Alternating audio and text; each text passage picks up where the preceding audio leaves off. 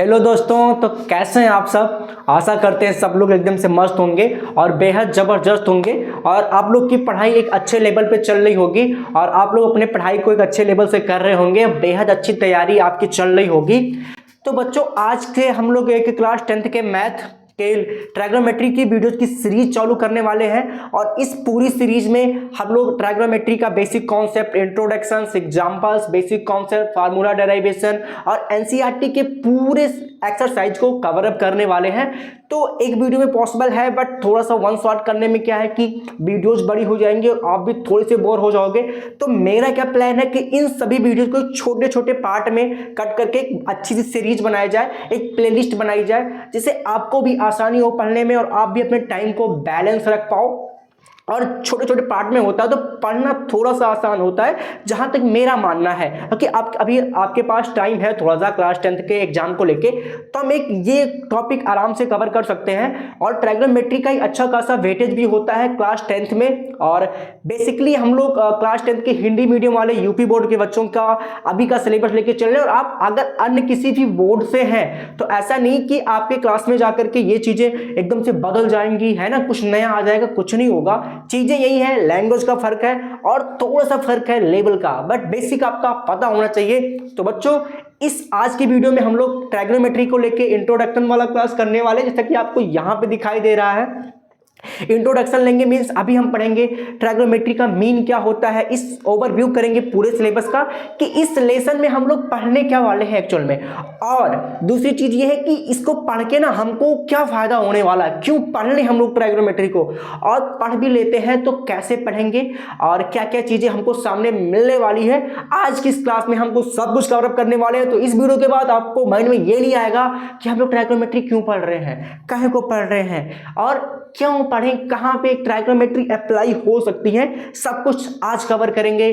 तो बिना किसी देरी के चलो वीडियो को शुरू करते हैं। मेरा नाम है राजेश शर्मा और आप लोग देख रहे हैं आपका अपना यूट्यूब चैनल एडुस्पार्क। तो अब आज की वीडियो को स्टार्ट करते हैं। आपके सामने साफ साफ लिखा हुआ है ट्रायग्नोमेट्री। सबसे पहले तो हम मीनिंग समझते हैं ट्रायग्नोमेट्री का होता क्या है। आपको ना इसमें छोटे छोटे 3 शब्द दिखाई दे रहे हैं। ये जो एक ग्रीक वर्ड से लिया गया है, कहीं कहीं आपको मैं एक बेसिक चीजें आपके क्लियर कर दूं। किसी बुक में आपको देखने को मिलेगा कि जो ट्रायग्नोमेट्री वर्ड है ये बेसिकली 3 शब्दों से मिलकर बना हुआ है, ट्राई, गोनो और मेट्री। और कहीं कहीं पे आपको देखने को मिल सकता है कि ये जो वर्ड है एक्चुअल में ग्रीक भाषा से लिया गया है ना। तो वहां पे मिलेगा आपको कि 2 शब्दों से मिलकर बना हुआ है ना, ट्राइगोनोन और मेट्रॉन। क्या क्या, ट्राइगोनोन और मेट्रॉन, ठीक है। कहीं कहीं 2 भी मिलता है, कहीं कहीं पे 3, तो आपको कंफ्यूज बिल्कुल नहीं होना है। ट्राई मीन्स होता है 3, गोनो मीन्स साइड और मेट्री मतलब मेजरमेंट करना, है ना। मैं साफ साफ एक बार यहाँ पे लिखने की कोशिश करूं तो फिर मैं क्या लिखूंगा बच्चों, मैं लिखूंगा 3, है ना, साइड और मेजर्ड, ठीक है। मेजरमेंट भी बोल देंगे तो कोई दिक्कत नहीं होगा, ठीक है। 3 साइडों को क्या करना, मेजरमेंट करना। अब बेसिकली बच्चों आपके माइंड में एक क्वेश्चन आ रहा होगा कि एक्चुअल में ये 3 साइडों वाला क्या चीजें चल रही, क्या हम 3 साइडें माप रहे हैं। तो आपके माइंड में एक छोटा सा आइडिया आ रहा होगा कि 3 साइडों वाला कोई शेप मीन्स क्या हम ट्रायंगल के साइड में जा रहे हैं। हाँ एग्जैक्टली, आपने बिल्कुल सही सोचा है मुन्ना। हाँ, व्हाइट टी शर्ट वाले आप ही को बोल रहा हूँ, आपने बिल्कुल सही सोचा है कि जो ट्रायग्नोमेट्री ना बाबू, ये बेस है, अप्लाई होता है कहाँ पे, ट्रायंगल्स पे। पर फिर आपके मन में एक ही चीज और आएगा, भैया ट्रायंगल तो कई सारे टाइप का होता है, तो किस प्रकार के ट्रायंगल पे हम लोग ट्रायग्नोमेट्री को यूज करने वाले हैं, कहां पे कैसे यूज करेंगे, चीजें हमारे सामने क्या होंगी, है ना। तो क्या सभी ट्रायंगल्स पे ट्रायग्नोमेट्री अप्लाई होगा, ये क्वेश्चन मेरे माइंड में आ रहा। हाँ एक्चुअल में ये क्वेश्चन एक्चुअल में हैवी कि ट्रायग्नोमेट्री भैया लगेगी कहां पे। तलवार तो अब हमको पकड़ा दोगे भैया, तलवार तो अब हमको पकड़ा दोगे, चलाएं कहां पे, चलानी कहां पे, वो कौन बताएगा, मैं ही बताऊंगा, बस आप ध्यान से देखते जाओ। ट्रायंगल्स, सभी ट्रायंगल्स पे नहीं, हम एक स्पेशल टाइप के ट्रायंगल की बात करेंगे। अरे स्पेशल मींस एकदम नया वाला, स्पेशल नहीं, उन्हीं ट्रायंगल्स में एक टाइप होता है ट्रायंगल जिसको हम बोलते हैं मुन्ना राइट एंगल ट्रायंगल। क्या बोलेंगे, राइट एंगल्ड ट्रायंगल, ठीक है। हम इन्हीं पे बात कर रहे होंगे, राइट एंगल ट्रायंगल पे, ठीक है। किस पे, हिंदी में बाबू हम इसको बोलते हैं ना भैया समकोण त्रिभुज। क्या बोलते हैं, समकोण त्रिभुज, ठीक है, एक बार से मैं लिख देता हूं ताकि सभी बच्चों को क्लियर रहे चीजें। समकोण त्रिभुज है ना, इसी पे अप्लाई होगा। कहां पे अप्लाई, कहां पे होगा भैया? Only on right angle triangle. कहां पे?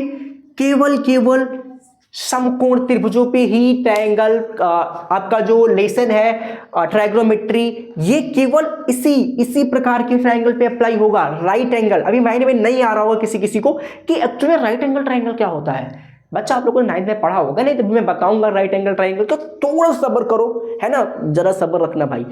तो अप्लाई कहां पे होगा भैया? राइट एंगल ट्रायंगल समकोण त्रिभुजों पे, है ना। क्यों अप्लाई होगा अभी वो भी बताऊंगा, कैसे अप्लाई करेंगे अभी वो भी बताऊंगा, बस थोड़ा सा सब्र रखो, है ना। केवल कहां पे अप्लाई होने वाला है भैया? समकोण त्रिभुजों पे। बार बार बोल रहा हूं, इतना माइंड रखना। और मैं यही की बात नहीं करूंगी, आप क्लास 10th में हो भैया, ट्रायग्नोमेट्री केवल अच्छा यहां लग रहा है और कहीं लग सकता है, बिल्कुल नहीं लगने वाला है मुन्ना।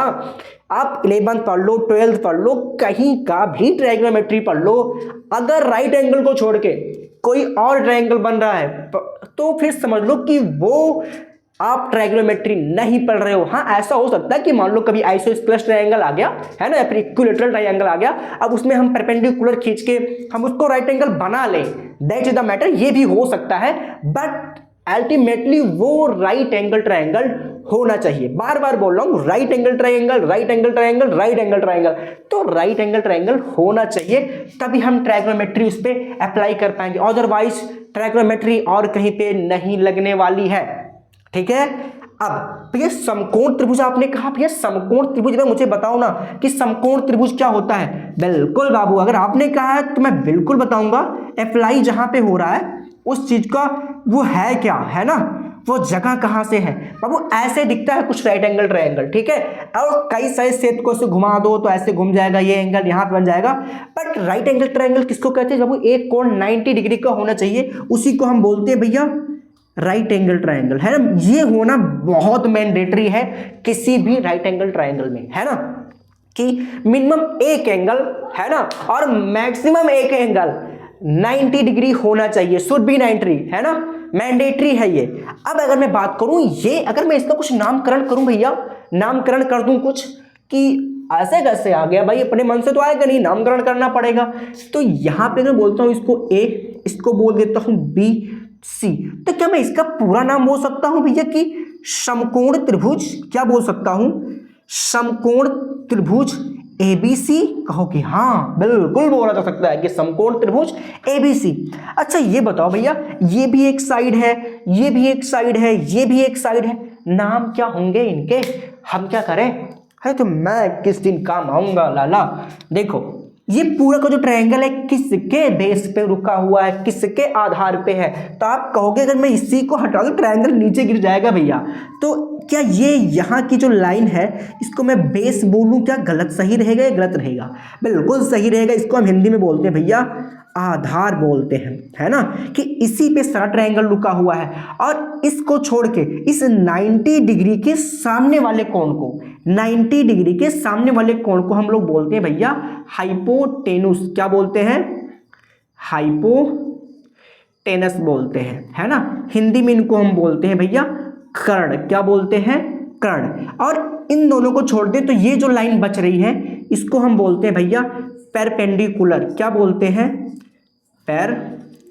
परपेंडिकुलर, है ना, वो सा स्पेस है, इसको हम हिंदी में बोलते हैं भैया लंब बोलते हैं। क्या तीनों साइड क्लियर हुई एक राइट एंगल ट्रायंगल की? तीनों। अब इस साइड ना बड़ा मैटर करेंगी, ध्यान देना, है ना। देख लो एक बार बेस और परपेंडिकुलर में क्या डिफरेंस होता है ना, वो एक बार देख लो, है ना। बहुत सारा मैटर करेंगे ये चीजें आगे चल के। अगर आप अभी से थोड़ा है ये क्या है तो बाद में बताएगा ये मैं था, तो अभी देखते चलते हैं, ठीक है। हाइपोटेनस आधार, बेस और परपेंडिकुलर में लंब हो गया, ठीक है। ये चीजें आपको माइंड में होगी और शुड भी 90 डिग्री होना चाहिए, एक एंगल मिनिमम करके, ठीक है। अब अगर हम बात करूं, मैंने बता दिया कि ट्रायंगल अप्लाई कहां पे होगा, अप्लाई कैसे होगा। इस क्वेश्चन अगर मैं अभी साइड में रख दूं, कहो कि भैया हमें तो ये बताओ कि आपको मैं कह दूं भैया ये सामान ले लो, है ना, है मैं क्यों ले लूं बे, हाँ कुछ काम हो मुझे तो ना मैं ले लूं, ऐसे कैसे ले लूंगा?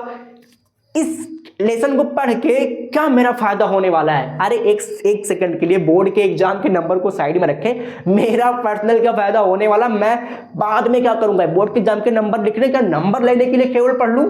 नहीं, मैं बोलूंगा आप ना इसके यूजेज को देखो, क्योंकि इस लेसन में हम सब कुछ कवर करने वाले हैं। यूजेज, बेसिक फार्मूला भी बताया हमने शुरू में, डेरिवेशन सब कुछ कवर अप होगा।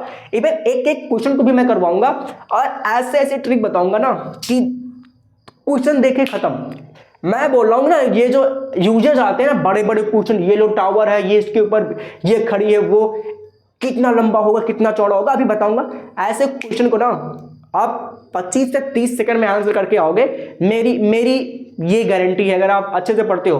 हाँ, मुझे पता है कि आप लोग सोच रहे होंगे कि ये क्या पढ़ाएगा सामने से, क्या ही बस बच्चा बिलीव करो थोड़ा सा ना, क्योंकि अभी तो स्टार्ट कर रहा हूँ, है ना। क्योंकि बनता हुआ शाहरुख खान वैसे किसी को पसंद नहीं है, सबको बना बनाया शाहरुख खान चाहिए।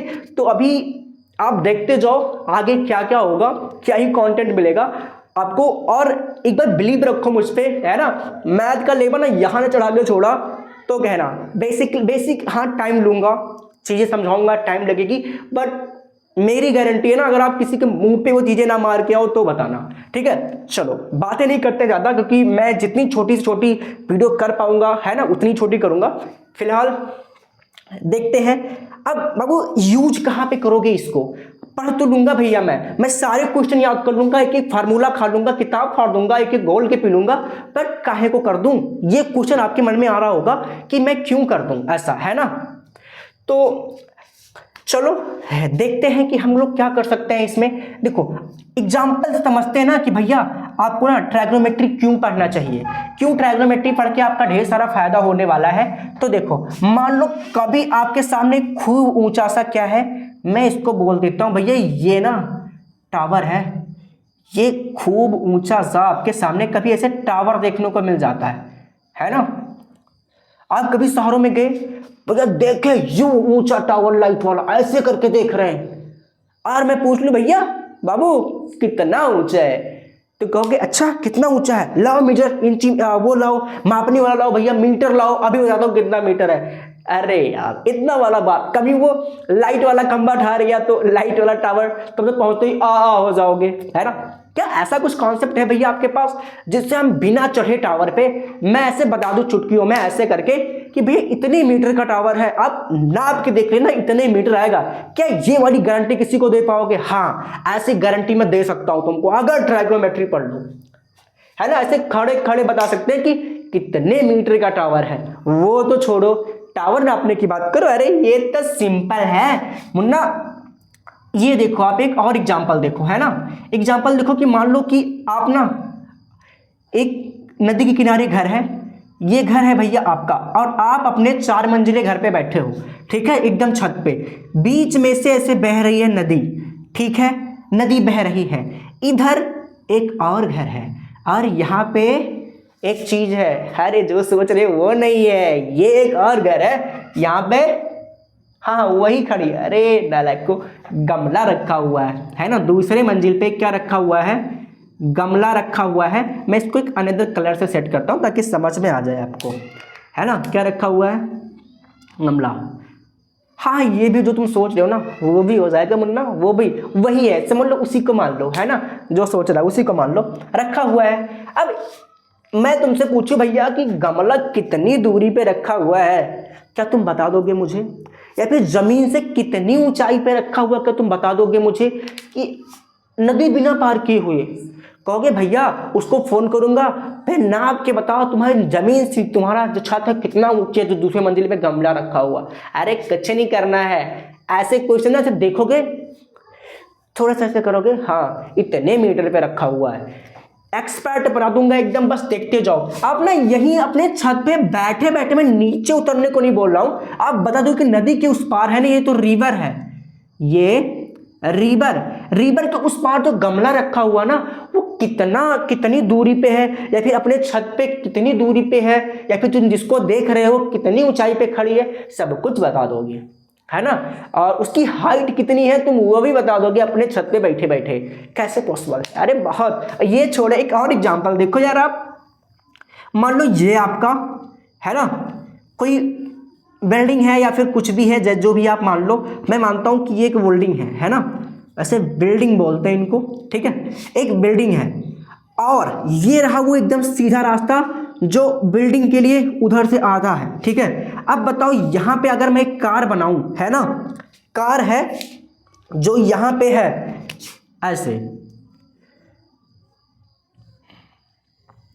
ठीक है, ये कार है आपकी यहां पे है और थोड़ी देर बाद ये जो कार है ना यहां पे पहुंच जाती है, यहां पे, ठीक है, यहां पे पहुंच जाती है, तो क्या बता पाओगे कि कार की स्पीड कितनी है, कार की स्पीड कितनी है, या फिर कितने और देर में कार यहां तक पहुंच जाएगी?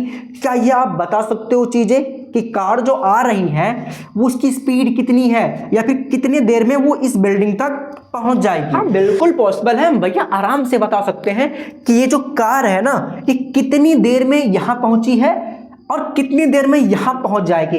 या फिर इसका अपोजिट मान लो, इसका अपोजिट मान लो, कार आ नहीं रही है मुन्ना, कार अभी जा रही है, अभी यहां पे है, थोड़ी देर बाद यहां पे पहुंच जाती है और जाना उसको यहां पे है, यहां पे ये एक और बिल्डिंग है या फिर कुछ भी है, कितने देर में यहां पहुंच जाएगी? या फिर इतने, जब मैंने यहां देखा था और यहां देखा है, कितनी दूर गई है अभी और कितना दूर बाकी है अभी जाना, ये सब आप एक कहीं जगह पे स्टेबल हो जाओ, वहीं से बता सकते हो। आप यहां खड़े हो जाओ, आप वहां, आप कहीं से भी ये सब नजारा देख रहे हो ना, आप बता सकते हो कि भैया कार ना इतनी देर में यहां पहुंच जाएगी, इतनी देर में यहां, इतनी तेज चल रही है, इतनी दूर गई हुई है।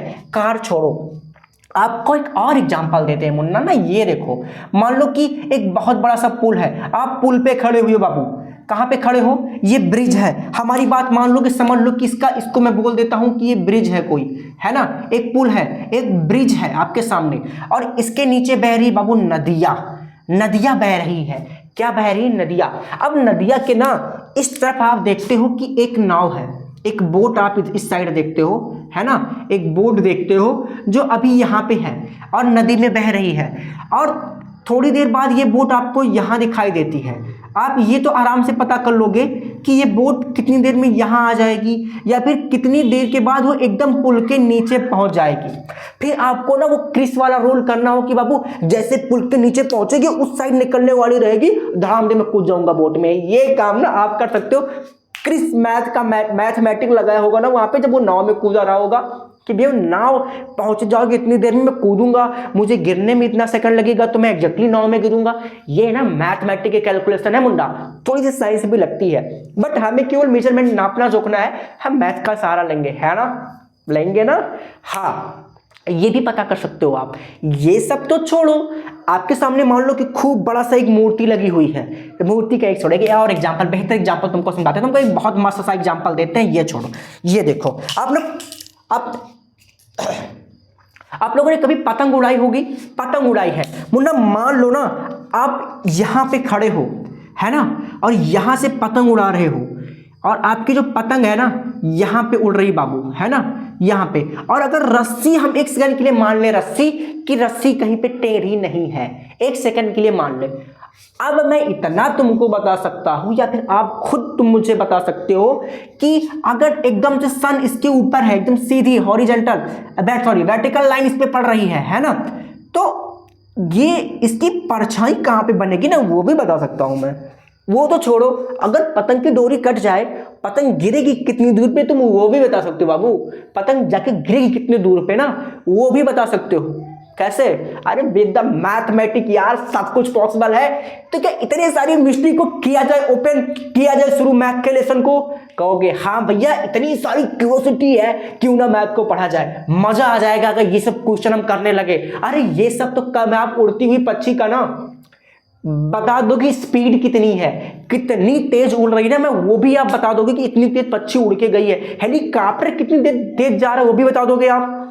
एक्चुअल में हेलीकॉप्टर कितनी तेज जा रहा है, आप जमीन पे से खड़े हो गया, इतनी तेज गया है, ये तक बता पाओगे अब मैथमेटिक के हेल्प से, अब वो भी ट्रायगोनोमेट्री का यूज करके। तो बच्चा लोग तैयार हो जाओ इतने सारे इंटरेस्टिंग क्वेश्चन करने के लिए। बट एक चीज है, यार इतना बड़ा बड़ा हम काम करेंगे तो भैया जाहिर सी बात है कुछ तो भयानक सा होगा इसमें।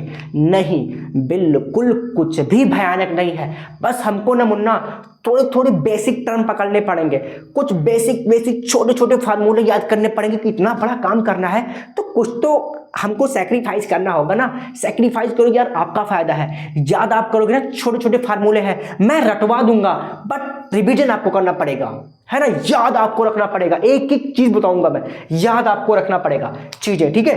तो क्या हम उस साइड बढ़े? अब पहले हम ट्रायगोनोमेट्री के बेस को समझते हैं कि भैया ट्रायगोनोमेट्री में है क्या, क्या क्या हमको पढ़ना पड़ेगा। फिर ना ये यूज है ट्रायगोनोमेट्री का, यूज मीन्स पहले काम को हम सीखेंगे, हम एक एक यंत्र चलाना जानेंगे कि ऐसे करते हैं इसमें ऐसे। फिर हम पहुंचेंगे भैया हो गए इंजीनियर, बताओ क्या नापना है, हवाई जहाज उड़ रही इसकी स्पीड बतानी है, अरे ये तो ऐसे चुटकी में बता दूं, है ना, कितनी तेज हवाई हेलीकॉप्टर उड़ रही है, हवाई जहाज उड़ रही है। पेड़ कितना ऊंचा आप ऐसे बता दोगे बिना पेड़ पे चढ़े, पेड़ कितना ऊंचा है। बस कुछ बेसिक टर्म है, कुछ कंडीशंस होती हैं, उसको हमको पढ़ना है। तो क्या शुरू किया जाए? हाँ बिल्कुल शुरू कर सकते हैं। तो one more thing I want to discuss with you before starting your main syllabus. बाबू ये इंपॉर्टेंट भी एक्चुअल में स्कूल में क्या होता है, टीचर्स आते हैं, बाबू ट्रायगोनोमेट्री का लेसन खोलो, एक्सरसाइज पहला स्टार्ट। अरे भैया बच्चे हैं, ऑक्सफोर्ड यूनिवर्सिटी से पढ़ के थोड़े आए हैं, बताना पड़ेगा ना चीजें क्या क्या हो रही है। अब जाके ना अपने टीचर से बोलना भाई सर कि ट्रायगोनोमेट्री वाले लेसन्स की अंदर हम क्या पढ़ते हैं, क्या पढ़ना होता है, ओवरव्यू क्या होता है। अरे दिमाग पता है कि कहाँ से बच्चे आ गए भैया, ये क्या कर रही है, मैं बताता हूँ ना। देखो बेसिकली हम ना एक तुमको समझा दें अगर अभी ही कि बाबू इतना ही लिमिटेशंस है, इतनी ही पढ़नी है, तो माइंड सेट हो जाता है कि इतना सारा पढ़ेंगे इतना मजा आएगा, इतना ही पढ़ना है, वो भी समझ में आ जाता है। अब बात में बताऊँ भैया, एक क्वेश्चन है, पिछला एक और है, एक और नया बताते जाता हूँ, फिर दिमाग पागल हो जाता है कि कितनी चीज़ें भरूं। और दिमाग को पहले पता रहेगा कि सामान इतना लेना है, इतनी सामान भरनी है, तो वो तैयार रहता है। तो आ जाओ ना, देखो ट्रायगोनोमेट्री के अंतर्गत हम पढ़ते क्या है। तो बेसिकली से आप तक बताऊं मैं, किसी भी एक समकोण त्रिभुज के, एक बार तो मैं लिख देता हूं, नोट कर लो, और गारंटी देता हूं ना 90 बहुत सारे ऐसे बच्चे होंगे जो आपके क्लास में इनको नहीं पता होगा, उनसे पूछना, है ना।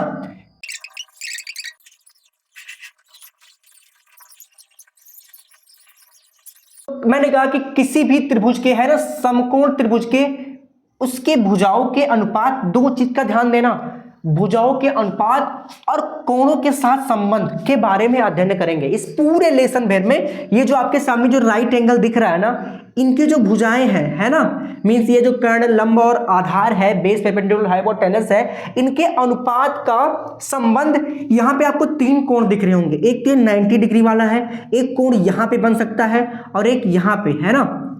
इनके कोणों का जो अनुपात होता है किस प्रकार से इनके कोणों से संबंध रखता है ना, कोणों का जो अनुपात होता है किस प्रकार से इनके कोणों पे डिपेंड करता है, कोणों से संबंधित होता है, उसी के बारे में, उसी पे बेस्ड ये पूरा लेसन है और उसी को हम पढ़ेंगे, ठीक है, उसी को पढ़ना स्टार्ट करेंगे। तो सबसे पहले बाबू अगर संबंध की बात आ रही है ना कि कोणों का संबंध किस प्रकार से अनुपात इनकी भुजाओं के अनुपात से होता है, तो वही चीज पढ़ते हैं, वही चीज पढ़ना स्टार्ट कर देते हैं। बाबू आपको एक सिंपल चीज बताऊं, ये हो गया आपका लंब, आधार और कर्ण, तीन चार चीजें हैं जो आपको बहुत अच्छे से देखनी पड़ेंगी।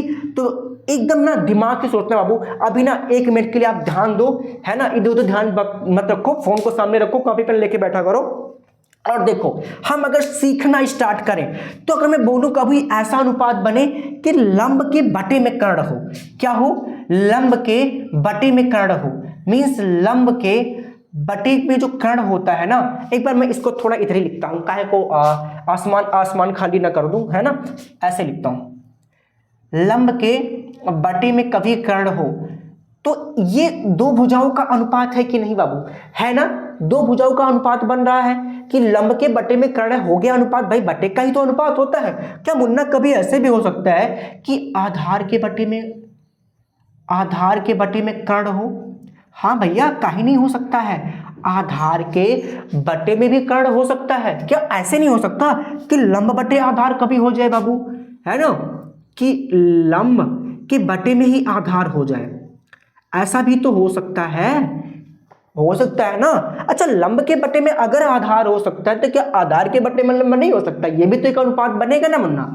हाँ बाबू, आधार के बटे में भी लंब हो सकता है, ये भी तो एक भैया, ये भी तो एक रेशियो ही है कि नहीं है? कहोगे हाँ बिल्कुल है।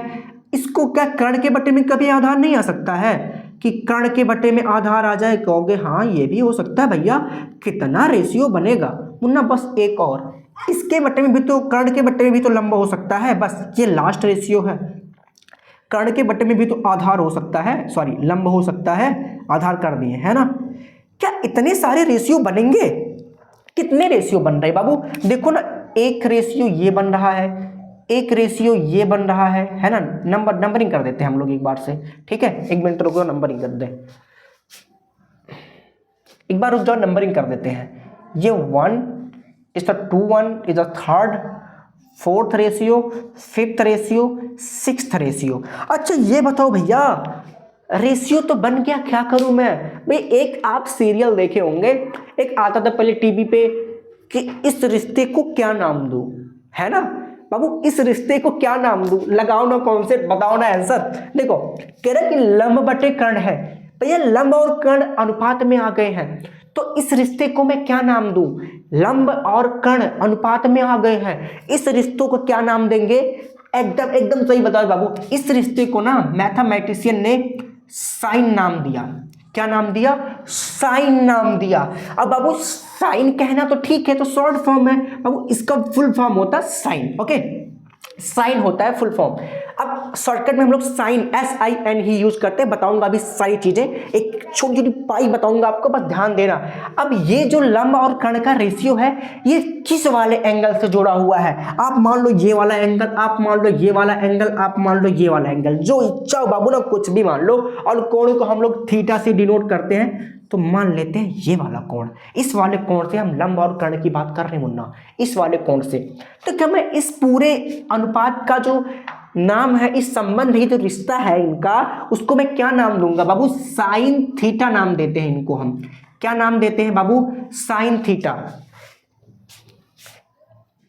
क्या नाम देते हैं बाबू? साइन थीटा नाम देते हैं, ठीक है। और इस वाले रिश्ते को हम क्या नाम देंगे बाबू? कॉस थीटा नाम देते हैं, है ना। और इसको हम पूरा बोलते हैं कोसाइन, ठीक है, कॉस थीटा। इस वाले को हम क्या नाम देते हैं बाबू? इसको हम देते हैं टैन, है ना, टैन। और टैन का पूरा नाम होता है टैंजेंट, है ना। क्या बोलते हैं हम लोग? Tangent theta. ओके, अभी शॉर्ट फॉर्म क्या होता है, फुल फॉर्म क्या होता है, मैं सब बताता हूँ, क्यों मैं लिख रहा हूँ, है ना। उसके बाद का जो आता है उसको हम बोलते हैं कोटैंजेंट, है ना। क्या बोलते हैं? कोटैंजेंट, ठीक है, कोटैंजेंट थीटा। शॉर्ट में इसको कॉट बोलते हैं, बताता हूं अभी, एक मिनट रुक जाओ, बस पूरा नाम एक बार लिख लो तो भाई पूरा रिश्ता क्या है तब ना जानेंगे। फिर मामा को हम बोलते हैं मामू। क्या बोलते हैं? मामू बोलते हैं ना, पहले पूरा नाम जानो, मामा है ना। मौसी को बोलते हैं मासी, वैसे वाली बात चल नहीं लाला, है ना। देखो इसको हम बोलते हैं बाबू सेकेंड। क्या बोलते हैं? Second theta. इसको हम बोलते हैं कॉसेकेंड, है ना। अभी हम कुछ इनके भी आपस में रिलेशंस होते हैं, उनके बारे में भी बात करते हैं। एक बार से मैं क्या इसके साइड में इन सब चीजों को इंग्लिश में लिख दूं क्या, आपको आपके बेसिक नॉलेज के लिए, है ना। इधर भी लिख देता हूं।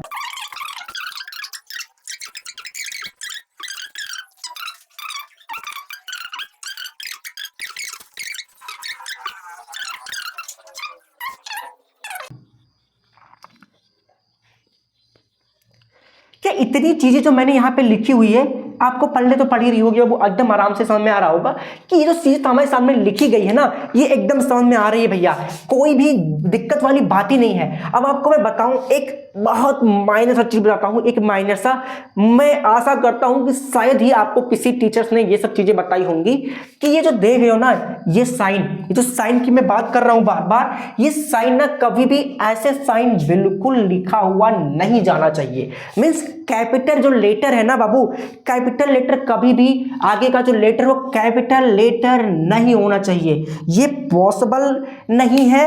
या फिर आप मानो कि ये गलत लिखा हुआ है, तो मैं तो बोलूंगा बाबू क्लियरली गलत लिखा हुआ है। इसका रीजन मैंने बहुत ढूंढा पर शायद मिला नहीं। बट आप कोई भी मैथ की बुक उठाना, A to Z जितनी भी मैथ की बुक है, मैंने 8, 10, 11, 8, 9 बुक मैंने चेक की, और इवन मैंने 8, 9 बुक देखी भी, पढ़ी हुई है। बट मुझे कभी भी ना ये जो साइन है ना कैपिटल लेटर से स्टार्ट होता हुआ नहीं मिला है। ये चीजें साइन को स्मॉल लेटर से ही लिखा जाता है, शुड भी, ये बहुत जरूरी है। स्मॉल लेटर से जितने भी रेशियो के जो रिजल्ट हैं, जो रिलेशंस हैं, उनमें सभी आप देखोगे ना स्मॉल लेटर से चालू होते हैं और वही रहते हैं, ठीक है। अगर मैं बात करता हूँ ये पूरा नाम है तो इतने को हम बोलते हैं साइन, है ना। या मैं बगल में एक बार मैं फिर से लिख देता हूँ, ये तो फुल नेम है ना। ये सब क्या था मुन्ना, ये सब था ना आपका फुल नेम। फिर इसको हम यूज कितना करेंगे, बार बार कोसेकेंड थोड़ा कोई बोलेगा कि कोसेकेंड थीटा निकालो। अरे कुछ नहीं मुन्ना, हमसे पढ़ रहे हो ना, दिमाग लगाओ बस।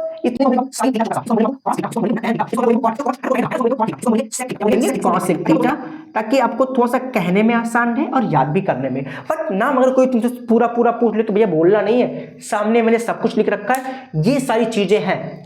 अब भैया क्या इतना सब, इतना रिलेशन, अरे भैया 6 ही तो है, बस हिंदी इंग्लिश में है, वो आपको पता तो होनी चाहिए ना, हिंदी को इंग्लिश में क्या दिक्कत है। अच्छा एक और चीज मैं तुमको बताता हूँ, क्या इतना सब आपको याद करने में दिक्कत हो रही है कि क्या किस वाले रिलेशन को कहीं माइंड में से निकल गया कि आधार बटे लंब को काट बोलते हैं, दिमाग से निकल गया, मैं कुछ और लिख दूं।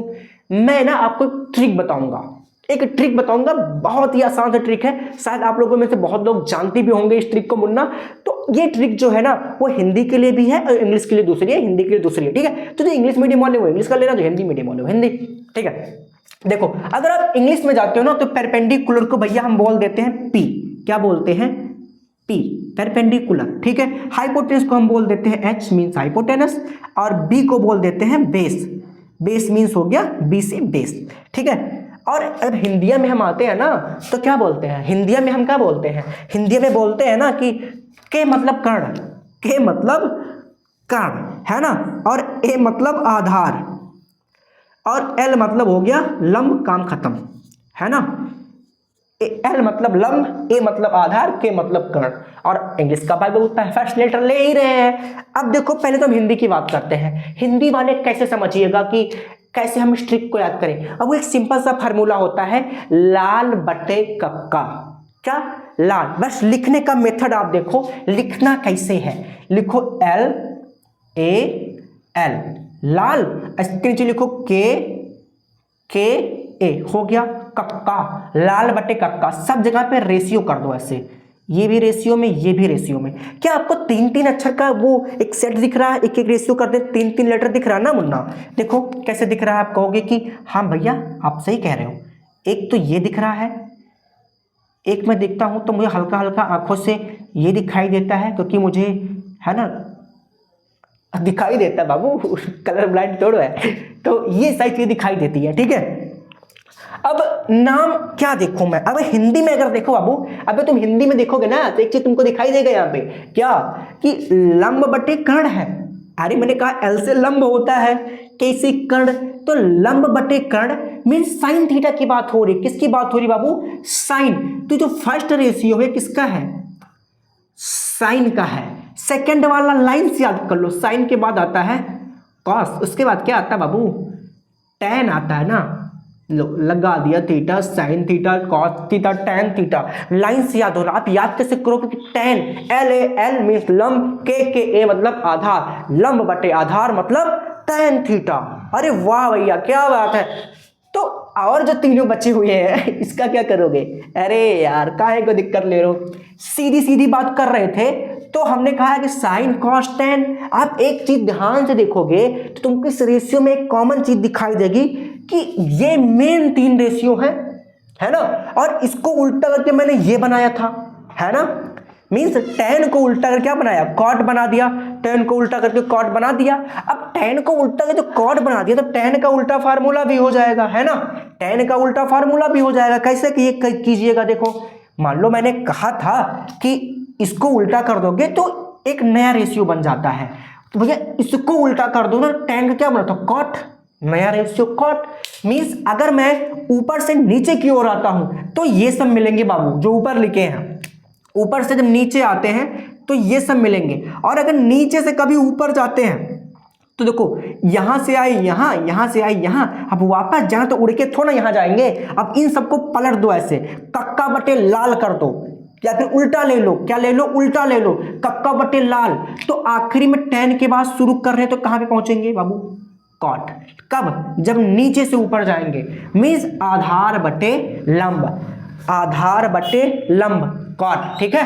tan के बाद कॉट आता तो ऐसे तो घूम के आएंगे, ऐसे मींस यहां से यहां ऐसे घूमे, अब उल्टा करते चले जाओ, कॉट बटा मींस कर्ण बटा आधार, कर्ण बटा आधार, तो कॉट के बाद आता है सेक, है ना, ये हो गया आपका सेक थीटा। उसके बाद में ये वाला होता है आपका बाबू कॉसेक थीटा। तो याद रखने का प्रोसेस है। एक और चीज सिंपल देखो, आप हमेशा से एक बेसिक चीज है कि देखो कि हम देख रहे हैं यहां पे कि जो साइन है ये ना इसी उल्टा करके ये बनाया गया है। मीन अगर हम साइन को उल्टा कर दे, कभी उठा के पलट दे, सिर ऊपर पैर नीचे, भैया कॉसेक बोलेंगे उसको। साइन का सिर नीचे पैर ऊपर तो कॉसेक, साइन का सिर नीचे पैर ऊपर तो कॉसेक। ऐसे ही अगर मैं बात करूं इनका, हाँ इनका भी वैसे चल रहा है कि कॉस को पलटे तो सेक बन जाता है।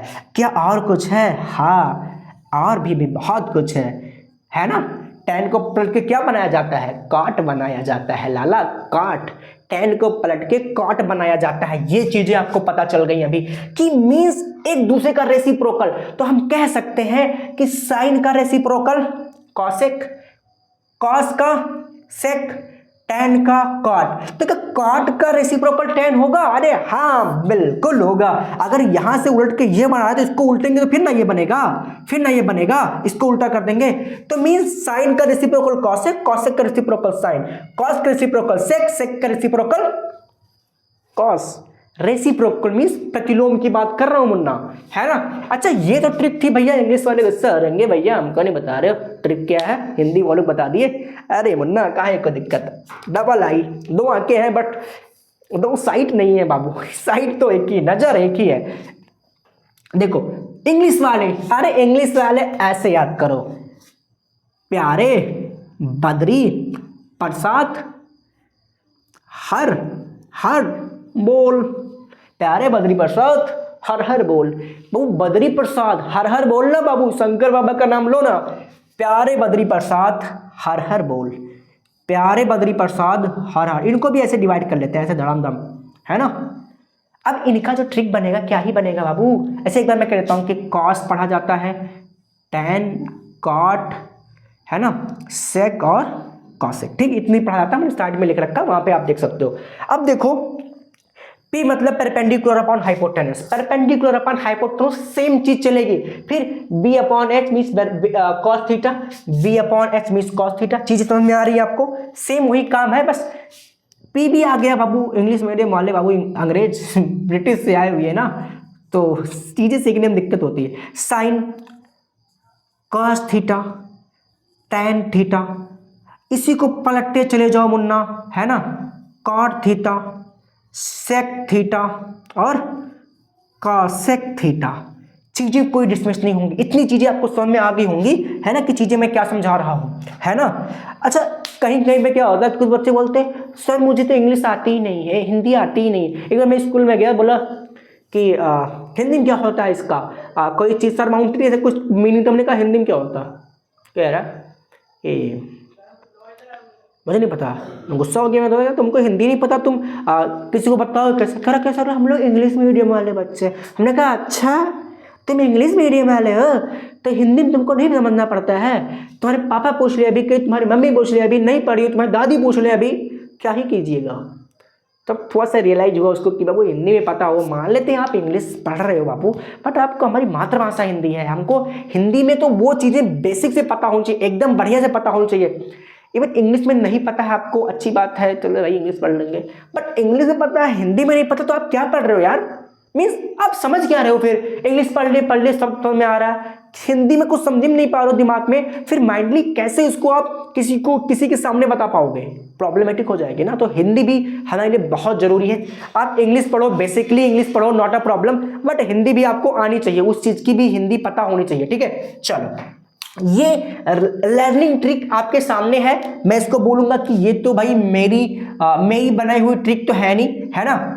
मैंने भी अपने टाइम पे पढ़ा रहा होगा इसको, ठीक है, ये ट्रिक है आपके सामने इंग्लिश वालों के लिए और ये ट्रिक है हिंदी वालों के लिए, ठीक है। आप अगर इंग्लिश पढ़ रहे हो तो देख लो ये, और हिंदी भी है बाकी, ठीक है।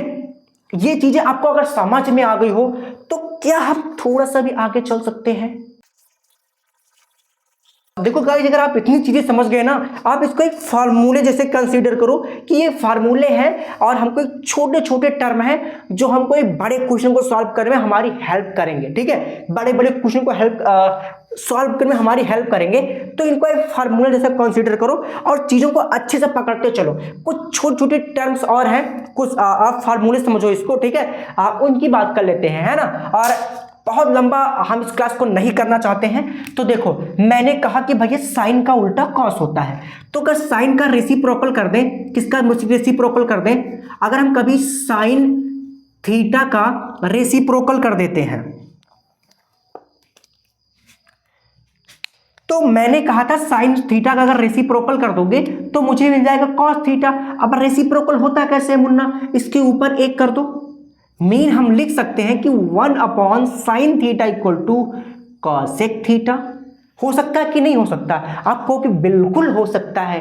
तो ये बताओ बाबू मुझे कि अगर मैं ना इसके भी बटे में एक करके, इसके ही बटे में एक करके क्रॉस मल्टीप्लाई करवाऊं, यहाँ पे क्रॉस मल्टीप्लाई, तो क्या फिर मुझे ऐसे मिलेगा कि sine theta into cosec theta equal to 1 हो सकता है।